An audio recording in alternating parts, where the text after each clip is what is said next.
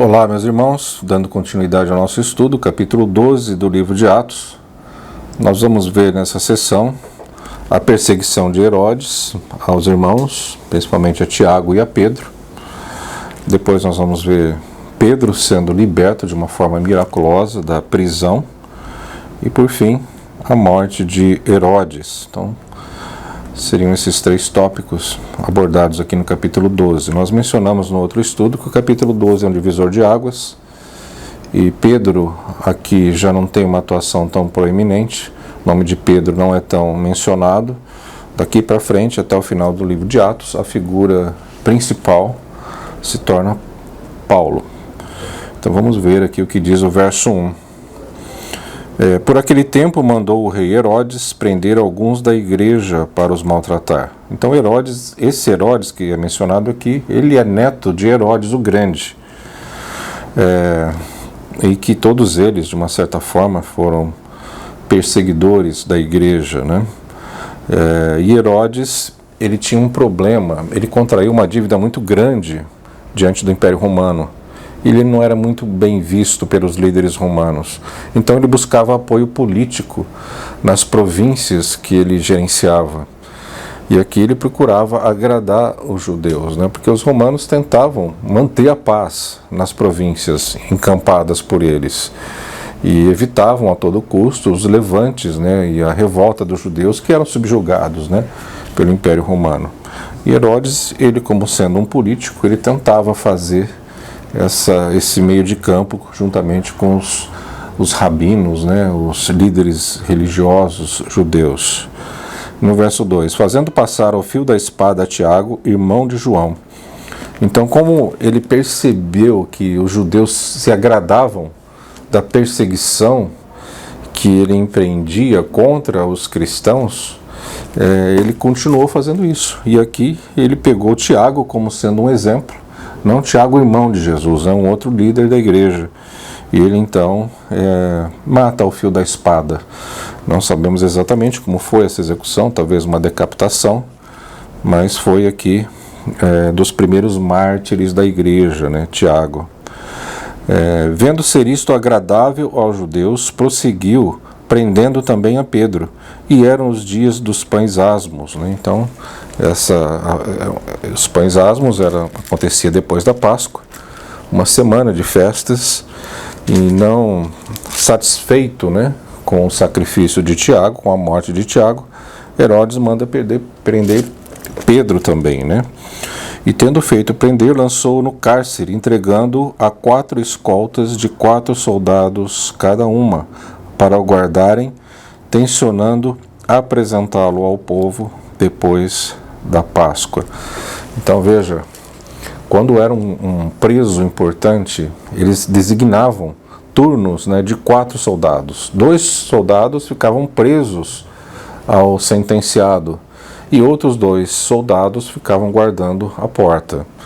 E se por acaso esse sentenciado fugisse, a pena que era devida a ele seria aplicada nos soldados. Então havia assim um receio muito grande de um preso desses fugir, né? Porque a sentença recairia sobre eles. E foi o que aconteceu, né? Na verdade, de uma forma miraculosa, Pedro, que estava manietado, né, a esses 2 soldados, ele é liberto da prisão. E no verso 2, considerando ele a sua situação, resolveu ir à casa de Maria, mãe de João, cognominado Marcos, onde muitas pessoas estavam congregadas e oravam. Então Pedro estava preso, foi solto de uma forma miraculosa, e ali ele se dirigiu para a casa dos irmãos, né? A ponto da criada, da pessoa que foi atender a porta, quando ele bateu, não acreditar que fosse Pedro, né? E houve um grande alvoroço, né, quando os irmãos ali perceberam que era Pedro quem estava ali, porque eles sabiam que ele estava preso e que o risco de ser sentenciado à morte era muito grande, né? E no verso 15, e eles lhe disseram, estás louca, né? Essa irmã que atendeu a porta.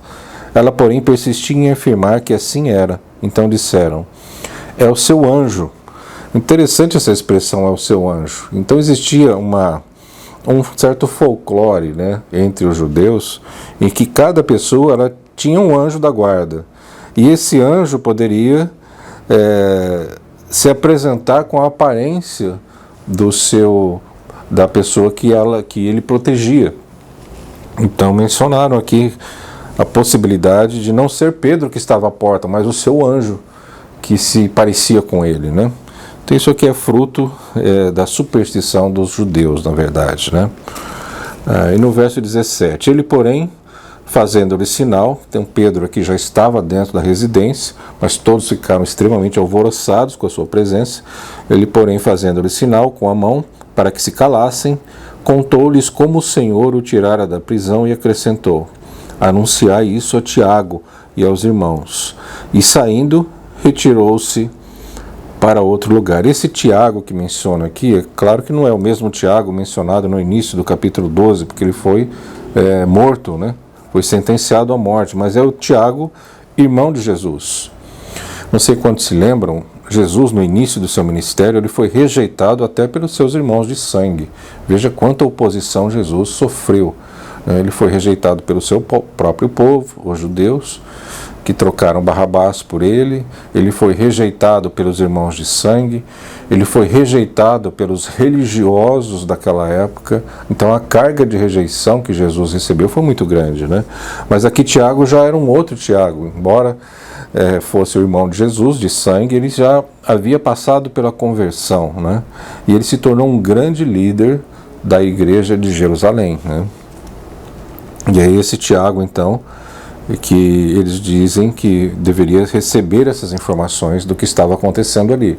E Pedro havia sido, de uma forma surpreendente, liberto da prisão, né? E no verso 19, Herodes, tendo-o procurado e não o achando, submetendo as sentinelas a inquérito, ordenou que fossem justiçadas.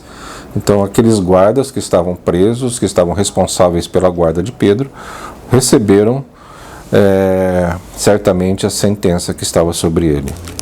E descendo da Judéia para Cesareia, Herodes passou ali algum tempo. E aqui nós temos no final do capítulo 12 o relato da morte de Herodes. Em dia designado, Herodes, vestido de trajo real, assentado no trono, dirigiu-lhes a palavra. E o povo clamava: é voz de um Deus e não de homem. Eu imagino o orgulho, né, que tomou conta desse homem. Nenhuma autoridade é dada a qualquer pessoa na face da terra se não for por Deus. Então qualquer presidente, qualquer autoridade, seja ela iníqua ou não, só sobe ao poder com a permissão de Deus.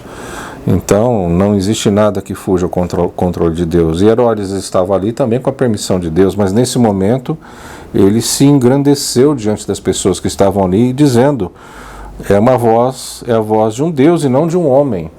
Ao invés de levar a glória para Deus, ele trouxe a glória para si mesmo, né? Então veja o que aconteceu. Deus, naquele momento, resolveu julgá-lo diante daquelas pessoas. No mesmo instante, um anjo do Senhor o feriu, por ele não haver dado glória a Deus, e comido de vermes, expirou. Diz um historiador chamado Josefo, muito considerado, que ele sofreu durante vários dias, sendo comido interiormente por vermes, com dores assim excruciantes. Então essa foi a morte terrível de Herodes, né, por ter se colocado numa posição de um Deus praticamente, em que as pessoas clamavam, né, ao invés de transferir essa glória para Deus, ele trouxe para si mesmo, né, a glória que não lhe era devida. Entretanto, a palavra do Senhor crescia e se multiplicava, no verso 24. Barnabé e Saulo, cumprida a sua missão, voltaram de Jerusalém, levando também consigo a João, apelidado Marcos. Então João Marcos entra em cena aqui também, e nós vamos no capítulo seguinte falar um pouquinho sobre o relacionamento entre Barnabé, Paulo e João Marcos. Houve um certo problema ali entre eles, né? Então nós finalizamos aqui o capítulo 12. Muito obrigado pela atenção de vocês. Deus os abençoe.